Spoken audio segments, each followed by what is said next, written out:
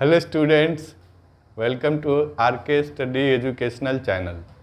इस वीडियो में लॉगरिथम का नेक्स्ट कॉन्सेप्ट जो प्रॉपर्टीज़ हैं उनको समझेंगे। इसके पहले पार्ट 1 मैंने लोड किया है जिसमें बेसिक कॉन्सेप्ट ऑफ लॉगरिथम और 2 प्रॉपर्टीज़ उसके मैंने बताए हैं। इस वीडियो में अभी 4 to 8 प्रॉपर्टीज़ हम लोग समझने का प्रयास करेंगे। नंबर 4 में दिया गया है logs of different numbers to the same base are different. Different number हों और उनका लॉग निकाला जाए, बेस सेम ही रहे तो उनका वैल्यू कितना अलग अलग होता है। समझ में आ रही बात कि अगर डिफरेंट नंबर, यहाँ देखिए कि log ऑफ 2 और log ऑफ 3, तो अलग अलग दो नंबर के log हम निकाल रहे हैं, लेकिन बेस क्या है, सेम है। तो क्या होता है कि इनके वैल्यूज जो होंगे वो डिफरेंट होंगे। एक ही आधार पर अलग अलग संख्याओं के log वैल्यू अलग अलग होंगे। कैसे, जरा इसको देखिए।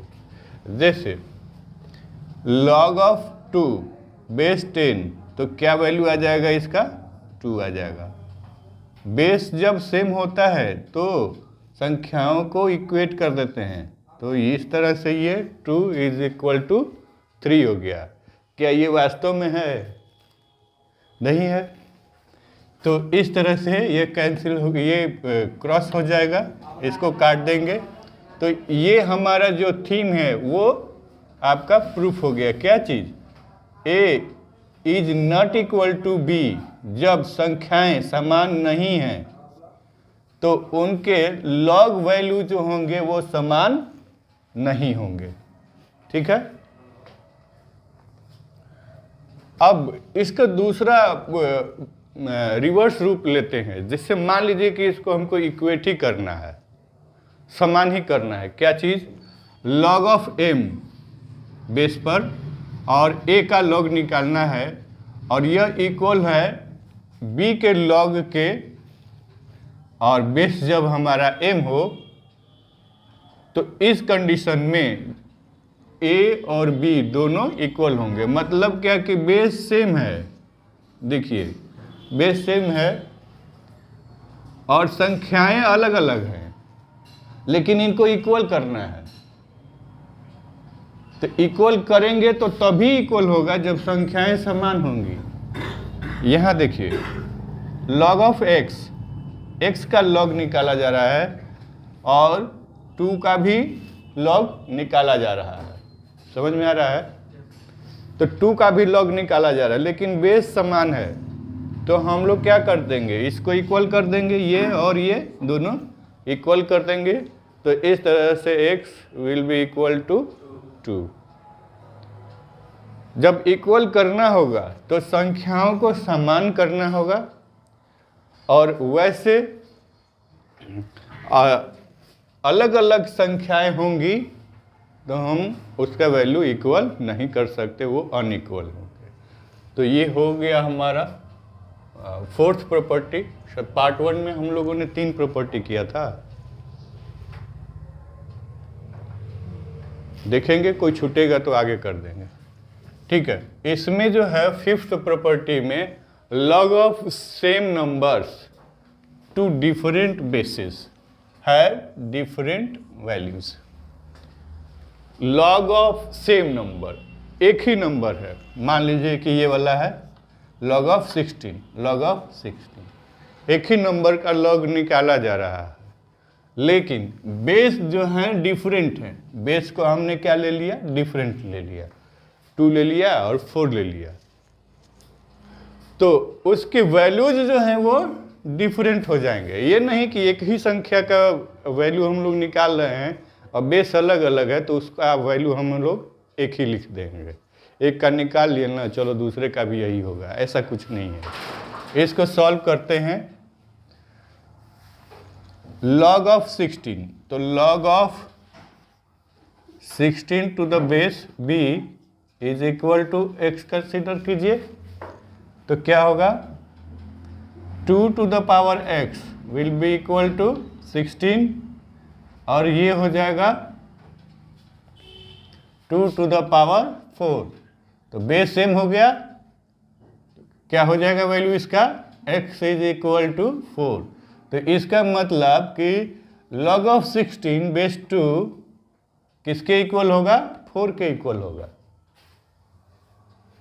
और यहाँ पर log ऑफ 16 बेस 4, तो इसको कैसे लिखेंगे, इसको मान लीजिए कि ये y है और इसको लिखेंगे 4 to the power y will be equal to 16 और ये हो जाएगा 4 to the power 2।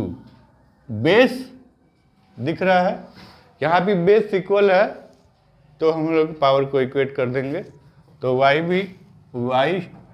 Will be equal to 2। तो देखिए यहाँ से इसका वैल्यू हमें क्या मिला 2 मिला, इसका वैल्यू हमें 2 मिला और इसका वैल्यू LHS का 4 मिला। क्या ये इक्वल है, क्या ये इक्वल है, नहीं है। तो इस तरह से ये इक्वल नहीं है, तो ये वाला पार्ट भी हमारा अनइक्वल होगा और यही चीज़ इसमें बताई गई है। क्या लिखा गया है अब इसको समझिए। एक ही संख्या के अलग अलग आधार पर मान अलग अलग होते हैं। देखिए जब m और n दोनों अनइक्वल है, ये वाला कंडीशन है, m और n क्या है, बेस माना गया है। m और n जब बेस हैं और दोनों अनइक्वल है तो log ऑफ a और एक ही का एक संख्या एक ही है, यहाँ ध्यान दीजिए log ऑफ a, लेकिन बेस जो है समान नहीं है। तो इस तरह से इनके वैल्यूज जो होंगे वो अनइक्वल होंगे। तो ये प्रूफ हो गया। अच्छा मान लीजिए कि हमें वैल्यूज, ये वाला कंडीशन है, m और n ये बेस है और दोनों बेस जब सेम है तब जाके वैल्यू इक्वल होगा। क्योंकि वैल्यू इक्वल करने के लिए सेम नंबर का देखिए यहाँ भी निकाला गया है, लेकिन वैल्यू इक्वल करना है हमको। तो वैल्यू इक्वल करने के लिए हम लोग क्या करेंगे कि बेस भी इक्वल हमें करना पड़ेगा। बेस का वैल्यू जो होगा वो दोनों इक्वल होगा। यहाँ जब इसको सॉल्व करेंगे तो क्या होगा जरा देखा जाए। log 16 बेस 2 दिया गया है, तो इसको सॉल्व करेंगे तो log 16 base 2 will be equal to x, तो 2 to the power x equal to 16 और ये हो जाएगा 2 टू द पावर 4, तो ये x will be equal to 4 हो जाएगा। और जब इसको करेंगे तो क्या आएगा log 16 बेस n, इसको हम लोग y लेते हैं तो ये हो जाएगा n to the power y equal to 16 और ये हो जाएगा 2 टू द पावर 4 और y इक्वल टू 4 हो जाएगा। तो दोनों में 4 आ गया, x हमारा 4 आ गया और y भी हमारा 4 आ गया। और तब हम लोग क्या ऐसे नहीं लिख सकते हैं x equal to y equal to, यहाँ और आगे बढ़ा दीजिए 2। तो इसका मतलब क्या हुआ कि ये दोनों, इसको हम ये दोनों वैल्यू इक्वल करने के लिए ये इसका मान अगर 2 है, यहाँ पर बेस जो है 2 है, तो यहाँ पर भी बेस हमारा 2 ही होगा। इसका मतलब n का वैल्यू 2 ही होगा। तो इस तरह से ये प्रॉपर्टीज भी आप लोगों को समझ में आ गया। अभी हम लोग नेक्स्ट प्रॉपर्टीज देखेंगे। अभी हम लोग लॉग के नेक्स्ट प्रॉपर्टीज नंबर 6 को सीखेंगे। 6 में क्या दिया है log of a number to the same base is 1। Same base होगा, एक ही बेस होगा, तो कोई भी चाहे संख्या होगी सेम बेस होगा तो उसका वैल्यू कितना आएगा, 1 आएगा। यही चीज़ यहाँ भी लिखी गई है, किसी भी संख्या का लघुगणक समान आधार पर एक ही होगा। अब मान लीजिए कि आप 10 का लॉग निकाल रहे हैं और कुछ भी नहीं लिखा है, कुछ नहीं लिखा है तो 10 होता है बेस में, तो ऑटोमेटिक इसका वैल्यू कितना हो जाएगा, 1 हो जाएगा। अब यहाँ पर बेस में 10 है, अगर इसका निकालिएगा ऐसे, अगर कुछ नहीं दिया तो बेस में 10 है तो इसका वैल्यू 1 नहीं होगा, 2 हो जाएगा। क्यों? कि 10 लिखिएगा तो 10 का स्क्वायर करिएगा तब ना 100 होगा, तो उसका वैल्यू 2 हो जाएगा। तो 1 करने के लिए क्या करना होगा कि इसका बेस भी आपको वही लिखना होगा। तो इसका रूल क्या निकलता है कि लॉग ऑफ ए, और बेस कितना होना चाहिए, बेस भी हमारा ए ही होना चाहिए, जो नंबर है वही हमारा बेस भी होना चाहिए, और तब जाके ये 1 के इक्वल होगा। अब यहाँ लॉग ऑफ ए लिखा गया, देखिए यही चीज़ यहाँ आ गई। Log of A, base A होगा तभी ये 1 होगा। Log of B, base B होगा तभी 1 होगा। और गलती से यहाँ 1 इसको हम लोगों ने ए लिख दिया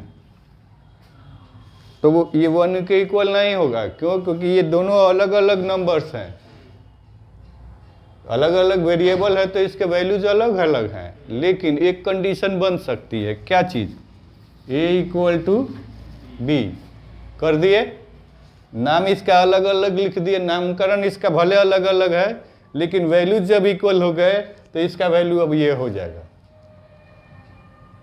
बात समझ में आ रहा है? तो मैथ है, आपको घुमाएगा फिराएगा, लेकिन जब आपको कॉन्सेप्ट पता रहेगा तो गलती नहीं होगी। ठीक है। 7th नंबर में क्या दिया है, log of 1 to any base is 0। कोई भी बेस हो और 1 का अगर हम लोग लॉग निकाल रहे हैं तो उसका वैल्यू हमेशा 0 होगा।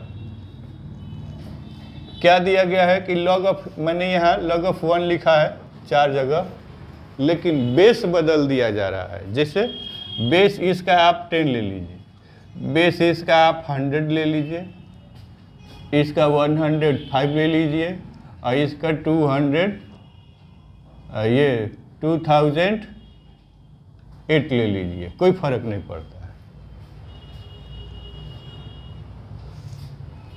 इन चारों कंडीशन में log ऑफ 1 का वैल्यू क्या होगा, 0 होगा। यहाँ पर क्या बताया गया, 0 होगा। कंफ्यूज मत होइए, कॉन्सेप्ट को पकड़िए। log ऑफ 1 का वैल्यू 1 नहीं होगा, यहाँ कंफ्यूजन हो जाएगी। log ऑफ 1 का वैल्यू 1 नहीं होगा, log ऑफ 1 का वैल्यू 0 हो जाएगा, बेस चाहे कुछ भी रखिए। ठीक है। तो यहाँ भी हमारा 0, ये भी 0, ये 0 और ये 0। कॉन्सेप्ट जो भी हैं वो आपके कैलकुलेशन में बहुत ज़्यादा काम आएंगे। और यहाँ से क्या है लास्ट कॉन्सेप्ट, log ऑफ 0 और निगेटिव नंबर्स, 0 का लॉग या निगेटिव नंबर का लॉग, ये तो डिफाइन ही नहीं है। तो 0 और ऋणात्मक संख्याओं का लॉग अपरिभाषित है। मान लीजिए कि log ऑफ -5, इसको मैंने प्रॉपर्टी 1 में समझा दिया है, यहाँ भी मैंने लिख दिया हूँ तो बता रहा हूँ। प्रॉपर्टी 1 में इसी को डिफाइन किया गया है कि रियल नंबर में निगेटिव नंबर और 0 को छोड़कर, याद है ना? तो वहाँ भी था मामला, और यहाँ भी मैंने इसको एक बार और लिख दिया। क्या चीज़ कि log ऑफ 0 और निगेटिव नंबर, ये नॉट डिफाइंड। ठीक है। तो इस तरह से मैंने लॉग के सारे कॉन्सेप्ट और प्रॉपर्टीज़ को सिखा दिया है। कहीं कन्फ्यूजन है तो दोबारा देख लें। नेक्स्ट वीडियो में मैं पार्ट 3 में इसके रूल्स को सिखाऊंगा। हमारे चैनल के साथ बने रहें, वीडियो को लाइक कर दें, आपका ज्ञानवर्धन होगा। स्वस्थ रहें, आनंदित रहें। Thank you for watching the video.